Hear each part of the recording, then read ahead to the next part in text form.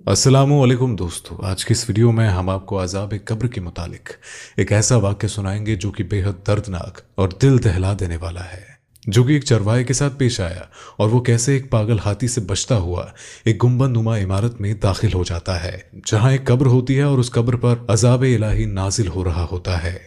मुल्तान की एक मस्जिद में सब लोग नमाज से फारिग हुए तो इमाम साहब ने नमाजियों को दुआ के बाद मुखातिब किया और कहा, हजरात, आज सरसा इलाके से एक साहब यहाँ तक तशरीफ़ लाए हैं।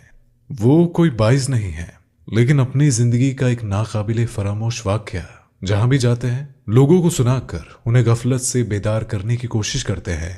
मैं आपसे गुजारिश करूँगा कि थोड़ा सा वक्त निकाल कर उनकी बात सुन लीजिए। इमाम साहब के लहजे में कुछ ऐसा असर था कि कोई भी अपनी जगह से टस से मस नहीं हुआ। सब लोग उनकी तरफ मुतवज्जो हो गए जो इमाम साहब की जगह पर मेंबर पर आ खड़े हुए थे। बज़ाहिर उस शख्स में कोई ऐसी गैर मामूली बात तो नहीं थी। देहाती लिबास में मलबूस हुआ एक आम सा आदमी था। उसके आम से हुलिया को देखकर चंद असाब चेमे में गोया करने लगे, लेकिन जब उसने बात शुरू की तो मजमा पर खामोशी छा गई। उसकी आवाज में कोई ऐसा राज था और जब वो बोलता तो मानो हवा भी थमी थमी सी महसूस होती थी। और चंद ही सानी में सबको एहसास हो गया कि न तो वो आम इंसान है और ना ही वो वाकई मामूली है। और जो वो सुनाने जा रहा है उस शख्स की आवाज गोया किसी गहरे कुएं से उभरती सुनाई दे रही थी।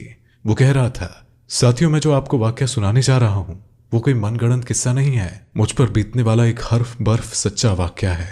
10 साल हो गए हैं मैं जिंदा लाश बनकर इस वाकये को जहां जहां जाता हूं और जहां जहां मुझे मौका मिलता है इसे दोहराता हूं। शायद कि मेरी बात किसी के दिल में उतर जाए और वो दुनिया के दिखावे वाले जिंदगी पर अपनी जान कुर्बान ना करे, जहां उनसे ताक़यामत आबदीद नींद सोना है। इतना कहकर वो एक पल के लिए रुका और फिर असल वाकया सुनाने लगा। वो कहने लगा कि मैं जिला हिसार सरसा के एक देहाती गांव का रिहायशी हूं और ये वाकया उसी इलाके के एक जंगल में मेरे साथ पेश आया। मैं गांव वालों की भेड़ बकरियां चराता था और यही हमारा पैसा है। एक दिन मैं आदत के मुताबिक भेड़ बकरियां जंगल में लेकर गया। एक दरख्त के नीचे चादर बिछाकर लेट गया और भेड़ बकरियों की निगरानी करने लगा। अभी थोड़ी ही देर गुजरी थी कि फिजा में किसी हाथी की चिंगाड़ गूंजी और बकरियां सहम कर इधर उधर भागने लगी। मैं वो गैर मामूली चिंगाड़ सुनकर बरकिस सूरत से खड़ा उठा। इस इलाके में हाथी का क्या काम? और आवाज से लगता था कि वो कोई जंगली या फिर पागल हाथी है। भेड़ बकरियां सहम कर एक खारदार झाड़ी के पीछे छुप गई। आसपास पेड़ तो बहुत सारे थे, लेकिन कोई भी इतना मजबूत नहीं था कि हाथी की टक्कर सहन कर सके। मेरी समझ में नहीं आ रहा था कि जाऊं तो कहां जाऊं। मेरा जहन इसी कश्मकश का शिकार था कि अचानक जमीन यूं थर्रा उठी जैसे कि जलजला आ गया हो। मेरे रहस्य अफसान भी खता हो गए और मैं एक अनजानी सिमत में भाग खड़ा हुआ। कुछ ही दूर गया था कि पीछे से हाथी के वजनी कदमों की आवाज को अपने पीछे पाया। मैं सिमत बदलकर भागता रहा, लेकिन भला एक पागल हाथी की रफ्तार का मुकाबला कैसे किया जा सकता था? और वो हाथी मौत बनकर किसी भी लम्हे मेरे सर पर पहुंचकर मेरा कचूमर निकाल सकता था, लेकिन शायद कुदरत को कुछ और ही मंजूर था। और अचानक वो गुंबद नुमा इमारत वीराने में यूं मेरे सामने आ गई, महानू की जैसे जमीन से उगाई हो। दिखने में किसी मंदिर या मजार की तरह था। उसके अंदर दाखिल होने के लिए एक छोटी सी खिड़की नुमा किवाड़ की जगह थी और एक पल में मेरा रुख उसकी जानिब हो चुका था। वो खिड़की जैसी दिखने वाली जगह इतनी छोटी थी कि हाथी कोशिश करने के बावजूद भी उसमें दाखिल नहीं हो सकता था। मैं आंधी और तूफान की तरह उस इकलौते कमरे में जा घुसा, लेकिन वो असल में एक पुख्ता कब्र थी और उसके अहल ऊपर छत से एक कहानी जंजीर लटक रही थी। अंदर सिर्फ इतनी ही जगह थी कि बस मैं एक तरफ को खिसक कर खड़ा हो सकता था। कब्र पर खड़ा होना मुझे गवारा न था। हाथी भी चंद लम्हों की खातिर मेरे सर पर पहुंच गया। सच शुक्र का मुकाम था कि वो गुंबद नुमा इमारत मजबूत पत्थर की थी, वरना हाथी मुझे एक टक्कर में ही जमीन में गिरा देता, मुझे मलिया मेट कर देता।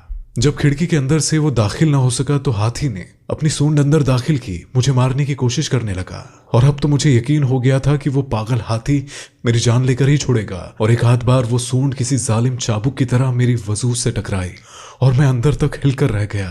अगर एक बार मजीद वो उसी तरह मुझे लगती तो करीब था कि मैं गश खाकर गिर पड़ता। अगले ही लम्हे एक अजीब बात हुई और मुझे अपनी मौत का यकीन हो गया। कब्र के अंदर से एक ऐसी आवाज आई जैसे कोई तकलीफ में गला फाड़ फाड़ कर चीख रहा हो। मैंने अजाबे कब्र के कई वाकयात सुन रखे थे, लेकिन अपने कानों से ऐसी चीज पहली बार सुन रहा था, इससे पहले कि मेरे अफसान जवाब दे जाते। कब्र के सिरहाने एक शिखाफ नुमा मुकान से काला बिच्छू निकला और दीवार पर से होकर मेरी तरफ रेंगने लगा। और जब भी बिच्छू कब्र से निकला तो चीखों का सिलसिला भी अपने आप ही बंद हो गया। कोई दूसरा इंसान मेरी उस वक्त की कैफियत का अंदाजा नहीं लगा सकता। एक तरफ ये पागल हाथी और दूसरी तरफ कब्र का बिच्छू और नीचे अजाब कब्र से तड़पता लामालूम मौजूदा खुदा जाने मेरे कदमों तले क्या मामला चला रहा था। मेरी आंखों के सामने अंधेरा छा गया।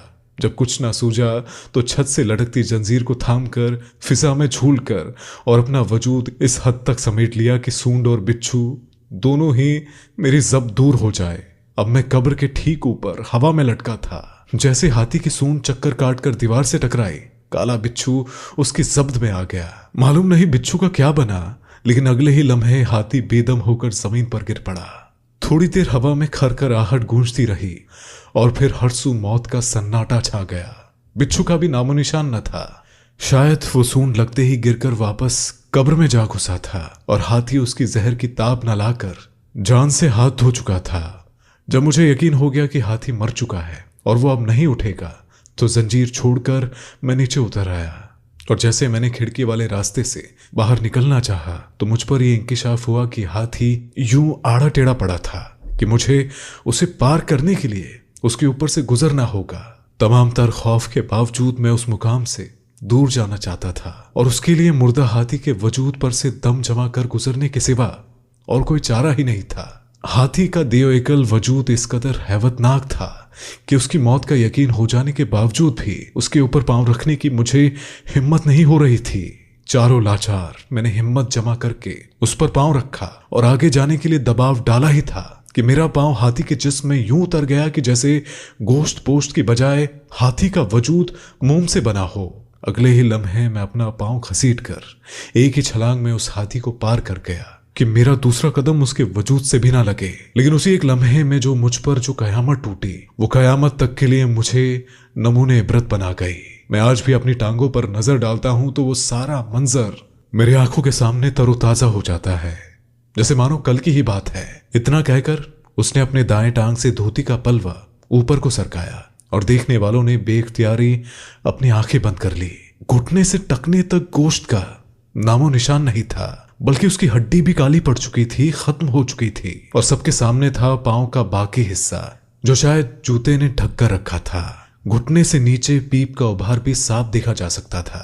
कब्र के उस बिच्छू में इतना खतरनाक जहर था कि हाथी को उसे छू जाना न सिर्फ हाथी का वजूद पानी पानी कर गया, बल्कि उस चरवाहे की टांग को भी दूसरों के लिए डर से इबरत बना गया। खुदा जाने साहिबा कब्र को कयामत तक भी कितना अजाब झेलना था। दोस्तों, हदीस मुबारका में बताया गया है कि कब्र जन्नत के बागों में से बाग होगी या जहन्नुम के घड़ों में से एक घड़ा, गोया आखिर से मिलने वाली जजा और सजा का आगाज कब्र से ही हो जाएगा। आदि शरीफ में अजाब कब्र से पनाह मांगते रहने की तलखीम भी की गई है और रसूल अल्लाह सल्लल्लाहु ताला अलैहि वसल्लम ने इससे बचने का तरीका भी मुसलमानों को बताया है। हजरत अनस बिन मालिक रजी अल्लाह ताला अन्हु से रिवायत है और फरमाते हैं रसूल अल्लाह सल्लल्लाहु ताला अलैहि वसल्लम अक्सर दुआ मांगा करते थे कि अल्लाह, मैं तबानी और सुस्ती से तेरी पनाह मांगता हूँ और ज़हीफुल उम्री से तेरी पनाह मांगता हूँ और अजाब कब्र से तेरी पनाह मांगता हूँ। रसूल अल्लाह सल्लल्लाहु ताला अलैहि वसल्लम अक्सर सहाबा इकराम को अजाब कब्र से बचने के लिए सूरा मुल्क की तिलावत करने के लिए तलकीम फरमाया करते थे। दुआ है कि अल्लाह ताला हम सबको अजाब कब्र से बचाए, अपने अवाम और अपनी पनाह में